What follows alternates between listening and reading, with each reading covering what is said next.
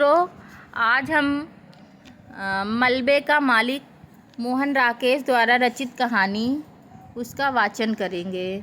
सबसे पहले मलबे का मालिक जो कहानी है, हमें उसके पात्रों के बारे में जानना होगा कि उसके पात्र कौन कौन से हैं।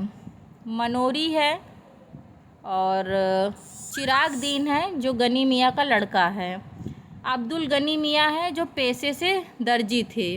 और रखा पहलवान है। रखा पहलवान पे अब्दुल गनी मियाँ के लड़के चिराग दीन को भी बहुत विश्वास था और बहुत अच्छे संबंध थे।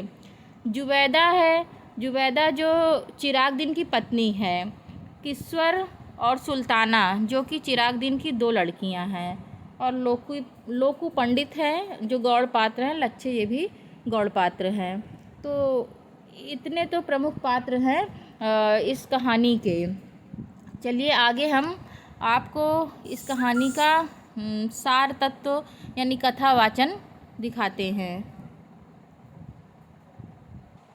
चलिए कहानी का वाचन करते हैं। 7.5 साल के बाद वे लोग लाहौर से अमृतसर आए थे। हॉकी का मैच देखने का तो बहाना ही था। उन्हें ज़्यादा चाव उन घरों और बाज़ारों को फिर से देखने का था जो 7.5 साल पहले उनके लिए पराये हो गए थे। हर सड़क पर मुसलमानों की कोई न कोई टोली घूमती नज़र आ जाती थी। उनकी आंखें इस आग्रह के साथ वहाँ की हर चीज़ को देख रही थी जैसे वह शहर साधारण शहर न होकर एक अच्छा खासा आकर्षण केंद्र हो। तंग बाजारों में से गुजरते हुए वे एक दूसरे को पुरानी चीज़ों की याद दिला रहे थे। देख फतेह मीना, मिस्री बाजार में अब मिस्री की दुकानें पहले से कितनी कम रह गई हैं। उस नुक्कड़ पर सुक्खी भटियारिन की भट्टी थी जहां अब वह पान वाला बैठा है। यह नमक मंडी देख लो खान साहब, यहाँ की एक एक लालाइन व नमकीन होती है कि बस। बहुत दिनों के बाद बाज़ारों में तुर्रेदार पगड़ियाँ और लाल तुर्की टोपियाँ नज़र आ रही थी। लाहौर से आए मुसलमानों में काफ़ी संख्या ऐसे लोगों की थी जिन्हें विभाजन के समय मजबूर होकर अमृतसर से जाना पड़ा था। 7.5 साल में आए अनिवार्य परिवर्तनों को देखकर कहीं उनकी आंखों में हैरानी भर जाती और कहीं अफसोस घिर आता। वल्लाह, कटरा जयमल सिंह इतना चौड़ा कैसे हो गया? क्या इस तरफ के सब मकान जल गए थे? यहाँ हकीम आसिफ अली की दुकान थी ना, अब यहाँ एक मोची ने कब्जा कर रखा है। और कहीं कहीं ऐसे भी वाक्य सुनाई दे जाते, वली यह मस्जिद जो कि त्यों खड़ी है, इन लोगों ने इसका गुरुद्वारा नहीं बना दिया। जिस रास्ते से भी पाकिस्तानियों की टोली गुजरती, शहर के लोग उत्सुकतापूर्वक उस तरफ देखते रहते। कुछ लोग अब भी मुसलमानों को आते देखकर आशंकित से रास्ते से हट जाते, जबकि दूसरे आगे बढ़कर उनसे बगलगीर होने लगते। ज़्यादातर वे आगंतुकों से ऐसे ऐसे सवाल पूछते कि आजकल लाहौर का क्या हाल है, अनारकली में अब पहले जितनी रौनक होती है या नहीं। सुना है साहाल में गेट का बाज़ार पूरा नया बना है। कृष्णनगर में कोई ख़ास तब्दीली नहीं आई। वहाँ का रिश्वतपुरा क्या वाकई रिश्वत के पैसे से बना है? कहते हैं पाकिस्तान में अब बुर्का बिल्कुल उड़ गया है, यह ठीक है? इन सवालों में इतनी आत्मीयता झलकती थी कि लगता था लाहौर एक शहर नहीं, हजारों लोगों का सगा संबंधी है जिसके हाल जानने के लिए वे उत्सुक हैं। लाहौर से आए लोग उस दिन शहर भर के मेहमान थे जिनसे मिलकर और बातें करके लोगों को बहुत खुशी हो रही थी। बाजार बांसा अमृतसर का एक उजड़ा सा बाजार है जहां विभाजन से पहले ज़्यादातर निचले तबके के मुसलमान रहते थे। वहां ज़्यादातर बांसों और सहतीरों की ही दुकानें थीं जो सबकी सब एक ही आग में जल गई थी। बाजार बांसा की वह आग अमृतसर की सबसे भयानक आग थी जिससे कुछ देर के लिए तो सारे शहर के जल जाने का अंदेशा पैदा हो गया था। बाजार बांसा के आसपास के कई मोहल्लों को तो उस आग ने अपनी लपेट में ले ही लिया था। खैर किसी तरह वह आग काबू में आ गई, पर उसमें मुसलमानों के एक घर के साथ हिंदुओं के भी 4-4, 6-6 घर जलकर राख हो गए थे। अब 7.5 साल में उनमें से कई इमारतें फिर से खड़ी हो गई थी, मगर जगह जगह मलबे के ढेर अब भी मौजूद थे। नई इमारतों के बीच बीच वे मलबे के ढेर एक अजीब वातावरण प्रस्तुत करते थे। बाजार बांसा में उस दिन भी चहल पहल नहीं थी क्योंकि उस बाजार के रहने वाले ज़्यादातर लोग तो अपने मकानों के साथ ही शहीद हो गए थे और जो बचकर चले गए थे उनमें से शायद किसी में भी लौट कर आने की हिम्मत नहीं रही थी। सिर्फ एक दुबला पतला बूढ़ा मुसलमान ही उस दिन उस वीरान बाजार में आया और वहाँ की नई और जली हुई इमारतों को देखकर जैसे भूल भुलैया में पड़ गया। बाईं तरफ जाने वाली गली के पास पहुंचकर उसके पैर अंदर मुड़ने को हुए, मगर फिर वह हिचकिचाकर वहाँ बाहर ही खड़ा रह गया, जैसे उसे विश्वास ही नहीं हुआ कि यह वही गली है जिसमें वह जाना चाहता है। गली में एक तरफ कुछ बच्चे कीड़ी कीड़ा खेल रहे थे, कुछ फासले पर दो स्त्रियां ऊंची आवाज़ में चीखती हुई एक दूसरे को गालियां दे रही थी। सब कुछ बदल गया, मगर बोली नहीं बदली। बूढ़े मुसलमान ने धीमे स्वर में अपने से कहा और छड़ी का सहारा लिए खड़ा रहा। उसके घुटने पजामे से बाहर को निकल रहे थे। घुटनों से थोड़ा ऊपर शेरवानी में 3-4 पैबंद लगे थे। पैबंद मतलब कोई फटा, जैसे फटा कपड़ा उस पर दूसरा कपड़ा लगाकर सिल दिया जाए। गली से एक बच्चा रोता हुआ बाहर आ रहा था। उसने उसे पुचकारा, इधर आ बेटे, आ तुझे चिज्जी देंगे। और वह अपनी जेब से हाथ डालकर उसे देने के लिए कोई चीज़ ढूंढने लगा। बच्चा एक क्षण के लिए चुप कर गया, लेकिन फिर उसी तरह होठ बिसूर कर रोने लगा। एक 16-17 साल की लड़की गली के अंदर से दौड़ती हुई आई और बच्चे को बाँह से पकड़कर गली में ले चली। बच्चा रोने के साथ साथ अब अपनी बाँह छुड़ाने के लिए मचलने लगा। लड़की ने उसे अपनी बाहों में उठाकर साथ सटा लिया और उसका मुँह चूमती हुई बोली, चुप कर खसम खाने, रोएगा तो वह मुसलमान तुझे पकड़कर ले जाएगा। कह रही हूँ चुप कर। बूढ़े मुसलमान ने बच्चे को देने के लिए जो पैसा निकाला था वह उसने जेब में रख लिया। सिर से टोपी उतार कर वहाँ थोड़ा खुजलाया और टोपी अपनी बगल में दबा ली। उसका गला खुश्क हो रहा था और घुटने थोड़ा काँप रहे थे। उसने गली के बाहर की एक बंद दुकान के तख्ते का सहारा ले लिया और टोपी फिर से सिर पर लगा ली। गली के सामने जहाँ पहले ऊंचे ऊंचे सहतीर रहते थे, वहाँ अब एक 3 मंजिला मकान खड़ा था। सामने बिजली के तार पर 2 मोटी मोटी चीलें बिल्कुल जड़ सी बैठी थी। बिजली के खंभे के पास थोड़ी धूप थी। वह कई पल धूप में उड़ते जर्रों को देखता रहा। फिर उसके मुंह से निकला, या मालिक। एक नौयुवक चाबियों का गुच्छा घुमाता गली की तरफ आया। बुढ़े को वहाँ खड़े देखकर उसने पूछा, कहिए मियाँ जी, यहाँ किसके लिए खड़े हैं? बूढ़े मुसलमान को छाती और बाहों में हल्की सी कपकपी महसूस हुई। उसने होठों पर जबान फेरी और नौयुवक को ध्यान से देखते हुए कहा, बेटे तेरा नाम मनोरी है ना? नौयुवक ने चाबियों के गुच्छों को हिलाना बंद करके अपनी मुट्ठी में ले लिया और कुछ आश्चर्य के साथ पूछा, आपको मेरा नाम कैसे मालूम है? 7.5 साल पहले तू इतना सा था, कहकर बुढ़े ने मुस्कुराने की कोशिश की।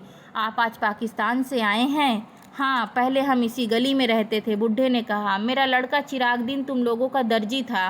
तकसीम से 6 महीने पहले हम लोगों ने यहाँ अपना नया मकान बनवाया था। ओ गनी मियाँ, मनोरी ने पहचान कर कहा। हाँ बेटे, मैं तुम लोगों का गनी मियाँ हूँ। चिराग और उसके बीवी बच्चे तो अब मुझे मिल नहीं सकते, मगर मैंने सोचा कि एक बार मकान की ही सूरत देख लूँ। बुढ़े ने टोपी उतारकर सिर पर हाथ फेरा और अपने आंसुओं को बहने से रोक लिया। तुम तो शायद काफ़ी पहले यहाँ से चले गए थे, मनोरी के स्वर में संवेदना भर आई। हाँ बेटे, यह मेरी बदफहस्ती थी कि मैं अकेले पहले निकलकर चला गया था। यहाँ रहता तो उसके साथ मैं भी। कहते हुए उसे एहसास हो गया कि यह बात उसे नहीं कहनी चाहिए। उसने बात को मुंह में रोक लिया, पर आंखों से आए आंसुओं को नीचे बह जाने दिया। छोड़ो गनी मियाँ, अब उन बातों को सोचने में क्या रखा है। मनोरी ने गनी की बाँह अपने हाथ में ले ली। चलो तुम्हें तुम्हारा घर दिखा दूँ। गली में खबर इस तरह फैली कि गली के बाहर एक मुसलमान खड़ा है जो रामदासी के लड़के को उठाने जा रहा है। उसकी बहन वक्त पर उसे पकड़ लाई, नहीं तो वह मुसलमान उसे ले गया होता। यह खबर मिलते ही जो स्त्रियां गली में पीढ़े बिछाकर बैठी थी, वे पीढ़े उठाकर घरों के अंदर चली गईं। गली में खेलते बच्चों को भी उन्होंने पुकार पुकार कर घरों के अंदर बुला लिया। मनोरी गनी को लेकर गली में दाखिल हुआ तो गली में सिर्फ एक फेरी वाला रह गया, यह रखा पहलवान जो कुएं पर उगे पीपल के नीचे बिखर कर सोया था। हाँ, घरों की खिड़कियों में से और किवाड़ों के पीछे से कई चेहरे गली में झांक रहे थे। मनोरी के साथ गनी को आते देखकर उनमें हल्की चेमेगोइयाँ शुरू हो गई थी। दाढ़ी के सब बाल सफ़ेद हो जाने के बावजूद चिरागदीन के बाप अब्दुल गनी को पहचानने में लोगों को दिक्कत नहीं हुई। वह था तुम्हारा मकान। मनोरी ने दूर से एक मलबे की तरफ इशारा किया। गनी पल भर ठिठक कर फटी फटी आंखों से उस तरफ देखता रहा। चिराग और उसके बीवी बच्चों की मौत को वह काफ़ी पहले स्वीकार कर चुका था, मगर अपने नए मकान को इस शक्ल में देखकर उसे जो झुरझुरी हुई उसके लिए वो तैयार नहीं था।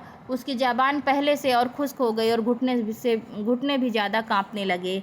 यह मलबा? उसने आत्मविश्वास के साथ पूछ लिया। मनोरी ने उसके चेहरे के बदले हुए रंग को देखा, उसकी बाह को थोड़ा और सहारा देकर जड़ से स्वर में उत्तर दिया, तुम्हारा मकान उन्हीं दिनों जल गया था। गनी छड़ी के सहारे चलता हुआ किसी तरह मलबे के पास पहुंच गया। मलबे में अब मिट्टी ही मिट्टी थी, जिसमें से जहां तहां टूटी और जली हुई ईंटें बाहर झांक रही थी। लोहे और लकड़ी का सामान उसमें से कब का निकाला जा चुका था। केवल एक जले हुए दरवाजे का चौखट ना जाने कैसे बचा रह गया था। पीछे की तरफ 2 जली हुई अलमारियां थीं, जिनकी कालिक पर अब सफ़ेदी की हल्की हल्की तह उभर आई थी। उस मलबे को पास से देखकर गनी ने कहा, यह बाकी रह गया, यह? और उसके घुटने जैसे जवाब दे गए और वह वही जले हुए चौखट को पकड़कर बैठ गया। क्षण भर बाद उसका सिर भी चौखट से जा सटा और उसके मुंह से बिलखने की सी आवाज़ निकली, हाय ओए चिराग दीना। जले हुए किवाड़ का वह चौखट मलबे में से सिर निकाले 7.5 साल तो खड़ा रहा, पर उसकी लकड़ी पूरी तरह भुरभुरा गई थी। गनी के सिर के छूने से उसके कई रेशे झड़कर आसपास बिखर गए। कुछ रेशे गनी की टोपी और बालों पर आ रहे। उन रेशों के साथ एक केचुआ भी नीचे गिरा, जो गनी के पैर से 6-8 इंच दूरी नाली के साथ साथ बनी ईंटों की पटरी पर इधर उधर सरसराने लगा। वह छिपने के लिए सुराग ढूंढता हुआ जरा सा सिर उठाता, फिर कोई जगह न पाकर 2-1 बार सिर पटकने के बाद दूसरी तरफ मुड़ जाता।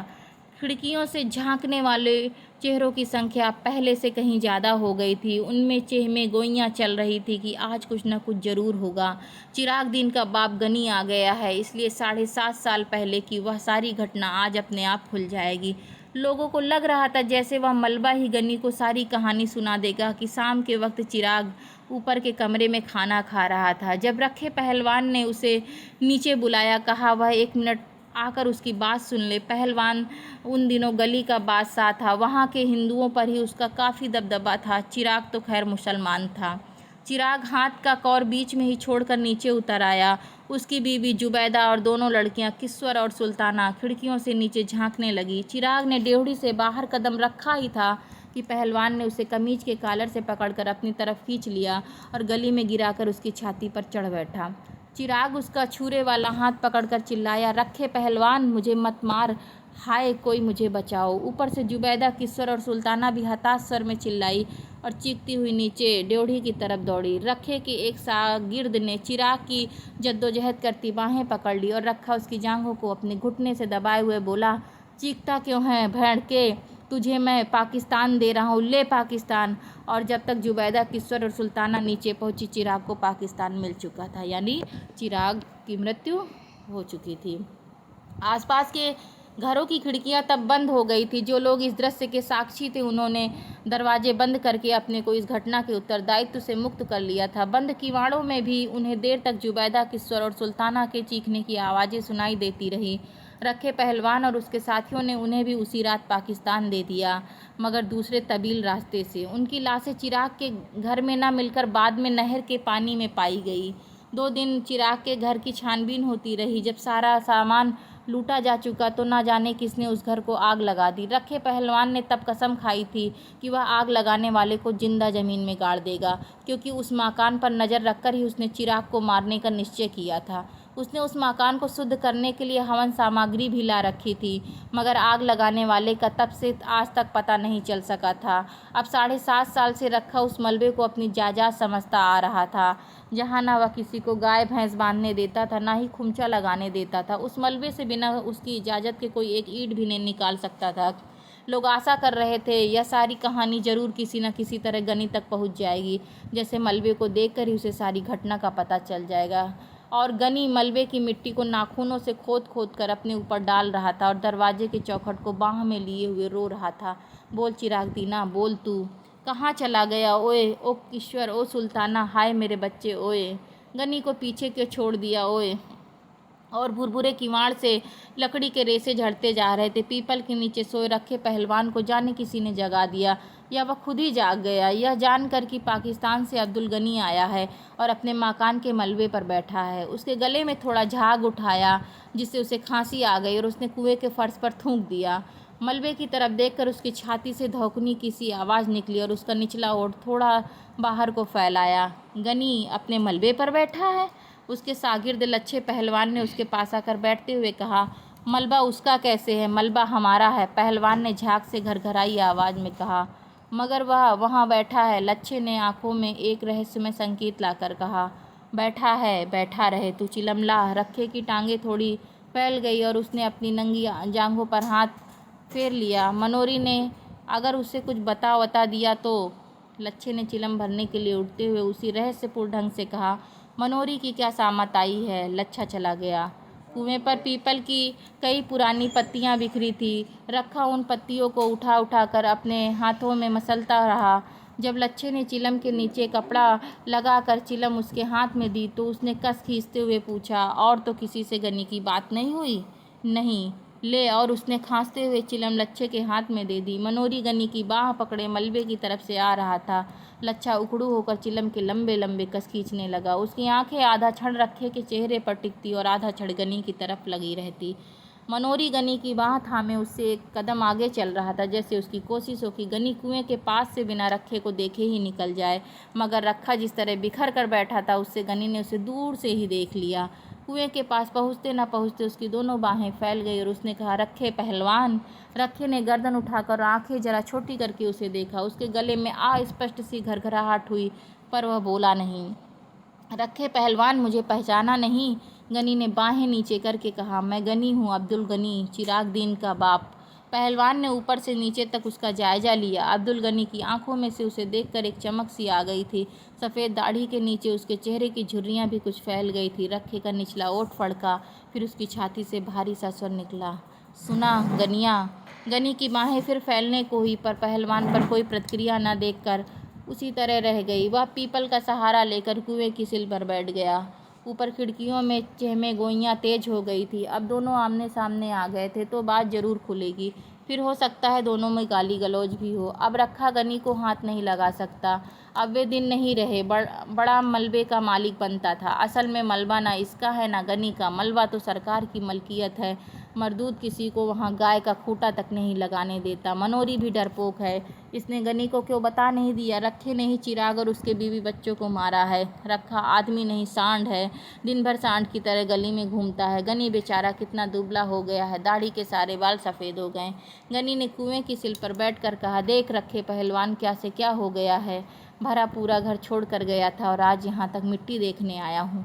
बसे घर की आज यही निशानी रह गई। तू सच पूछे तो मेरा यह मिट्टी भी छोड़कर जाने को मन नहीं करता।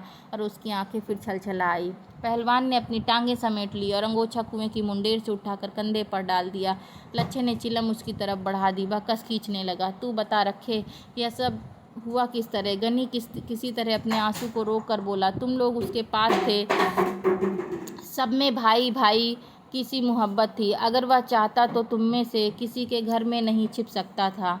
उसमें इतनी भी समझदारी नहीं थी। ऐसे ही है। रखे को स्वयं लगा कि उसकी आवाज़ में एक अस्वाभाविक सी गूंज है। उसके होठ गाढ़े लार से चिपक गए थे। मूँछों के नीचे से पसीना उसके होठ पर आ रहा था। उसे माथे पर किसी चीज़ का दबाव महसूस हो रहा था। उसकी रीढ़ की हड्डी सहारा चाह रही थी। पाकिस्तान में तुम लोगों के क्या हाल है? उसने पूछा। उसके गले की नसों में एक तनाव आ गया। उसने अंगोछे से बगलों का पसीना पोंछा और गले का झाग मुंह में खींचकर गली में थूक दिया। क्या हाल बताओ रखे? गनी दोनों हाथों में छड़ी पर बोझ डालकर झुकता हुआ बोला, मेरा हाल तो मेरा खुदा ही जानता है। चिराग वहाँ साथ होता तो और बात थी। मैंने उसे कितना समझाया था कि मेरे साथ चला चल, पर वह जिद पर अड़ा रहा कि नया मकान छोड़कर नहीं जाऊंगा। यह अपनी गली है, यहाँ कोई खतरा नहीं। भोले कबूतर ने यह नहीं सोचा कि गली में खतरा ना हो, पर बाहर से तो खतरा आ सकता है। मकान की रखवाली के लिए चारों ने अपनी जान दे दी। रखे, उसे तेरा बहुत भरोसा था। कहता था रखे के रहते मेरा कोई कुछ नहीं बिगाड़ सकता, मगर जब जान पर बनाई तो रखे के रोके भी ना रुकी। रखे ने सीधा होने की चेष्टा की क्योंकि उसकी रीढ़ की हड्डी बहुत दर्द कर रही थी। अपनी कमर और जांघों के जोड़ पर उसे सख्त दबाव महसूस हो रहा था। पेट की अतड़ियों के पास से जैसे कोई चीज़ उसकी सांस को रोक रही थी। उसका सारा जिस्म पसीने से भीग गया था। उसके तलुओं में चुनचुनाहट हो रही थी। बीच बीच में नीली फुल झड़ियाँ सी ऊपर से उतरती और तैरती हुई उसकी आंखों के सामने से निकल जाती। उसे अपनी जुबान और ओठों के बीच एक फासला सा महसूस हो रहा था। उसने अंगोछे से ओठों के कोने को साफ किया। साथ ही उसके मुख से निकला, हे प्रभु, तू ही है, तू ही है, तू ही है। गनी ने देखा कि पहलवान के ओठ सूख रहे हैं। उसकी आंखों के गिर्द दायरे गहरे हो गए हैं। वह उसके कंधे पर हाथ रखकर बोला, जो होना था हो गया रखिया, उसे अब कोई लौटा थोड़े ही सकता है। खुदा नेक की नेकी बनाए रखे और बद की बदी माफ़ करे। मैंने आकर तुम लोगों को देख लिया, सो समझूंगा कि चिराग को देख लिया। अल्लाह तुम्हें सेहतमंद रखे। और वह छड़ी के सहारे उठ खड़ा हुआ। चलते हुए उसने कहा, अच्छा रखे पहलवान। रखे के गले से मध्यम सी आवाज़ निकली। अंगोछा लिए हुए उसके दोनों हाथ जुड़ गए। गनी हसरत भरी नज़र से आसपास देखता हुआ धीरे धीरे गली से बाहर चला गया। ऊपर खिड़कियों में थोड़ी देर चहमे गोइयाँ चलती रहीं कि मनोरी ने गली से बाहर निकलकर जरूर गनी को सब कुछ बता दिया होगा कि गनी के सामने रखे का तालू कैसे खुश्क हो गया था। रखा अब किस मुँह से लोगों को मलबे पर गाय बांधने से रोकेगा। बेचारी जुबैदा कितनी अच्छी थी वह। रखे मरदूत का घर ना घाटी से किसी की माँ बहन का लिहाज था। थोड़ी देर में स्त्रियां घरों से गली में उतर आई।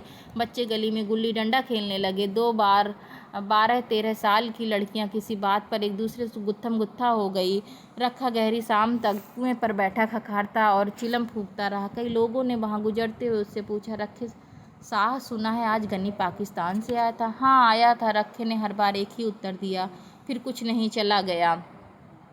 रात होने पर रखा रोज की तरह गली के बाहर बाईं तरफ की दुकान के तख्ते पर आ बैठा। रोज वह रास्ते से गुजरने वाले अपरिचित लोगों को आवाज़ दे देकर पास बुला लेता था। उन्हें सट्टे के गुर और सेहत के नुस्खे बताता रहता। मगर उस दिन वह वहाँ बैठा लच्छे को अपनी वैष्णो देवी की उस यात्रा का वर्णन सुनाता रहा जो उसने 15 साल पहले की थी। लच्छे को भेजकर वह गली में आया। जो मलबे के पास लोकू पंडित की भैंस को देखकर वह आदत के मुताबिक उसे धक्के दे देकर हटाने लगा। तत तत तत तत तत भैंस को हटाकर वह सुस्ताने के लिए मलबे के चौखट पर बैठ गया। गली उस समय सुनसान थी। कमेटी की बत्ती न होने से वहाँ शाम से ही अंधेरा हो जाता था।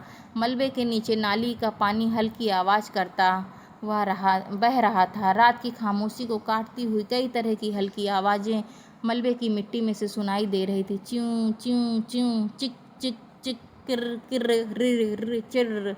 एक भटका हुआ कौवा न जाने कहाँ से उड़कर उस चौखट पर आ बैठा। इससे लकड़ी के कई रेशे इधर उधर छितरा गए। कौवे के वहाँ बैठते न बैठते मलबे के एक कोने में लेटा हुआ कुत्ता गुर्रा कर उठा और जोर जोर से भौंकने लगा। वाऊ वाऊ वाऊ। कौवा कुछ देर सहमा सा चौखट पर बैठा रहा, फिर पंख फड़फड़ाता कौवे के कुएं के पीपल पर चला गया। कौवे के उड़ जाने पर कुत्ते और नीचे उतर आया और पहलवान की तरफ मुंह करके भौंकने लगा। पहलवान उसे हटाने के लिए भारी आवाज़ में बोला, दुर दुर दुर दुर्रे। मगर कुत्ता और पास आकर भौंकने लगा। वाऊ वाऊ वाऊ वाऊ वाऊ। पहलवान ने एक ढीला उतारकर कुत्ते की तरफ फेंका। कुत्ता थोड़ा पीछे हट गया पर उसका भौंकना बंद नहीं हुआ। पहलवान कुत्ते को माँ की गाली देकर वहाँ से उठ खड़ा हुआ। धीरे धीरे जाकर कुएं की सिल पर लेट गया। उसके वहाँ से हटते ही कुत्ता गली में उतर आया और कुएं की तरफ मुँह करके भौंकने लगा। काफ़ी देर भौंकने के बाद जब उसे गली में कोई प्राणी चलता फिरता नजर नहीं आया तो वह एक बार कान झटक कर मलबे पर लौट गया और वहाँ कोने में बैठकर गुर्राने लगा। मित्रों, यह था मलबे का मालिक कहानी का वाचन और आपने गनी मियाँ, चिराग दीन, रखे पहलवान, जुबैदा, किस्वर और सुल्ताना, मनोरी, इन सब पात्रों के जरिए भारत विभाजन पर आधारित इस कहानी को सुना और जाना कि उस समय कितनी सांप्रदायिकता थी और किस तरह से देश इस सांप्रदायिकता की आग में जल रहा था और आपस में ही हम अपने भाइयों से लड़ रहे थे और बहुत सारी तबाहियाँ देश में ला रहे थे, जिससे हमारा बहुत सारा मतलब हमारे बहुत सारे अपने हमसे अलग हुए और इस दुनिया से चले गए। चलिए, इसी के साथ धन्यवाद। मिलते हैं अगले वीडियो में। तब तक के लिए बाय बाय। और यदि आपको यह कहानी का वाचन अच्छा लगा हो तो इसे शेयर, लाइक, सब्सक्राइब करें।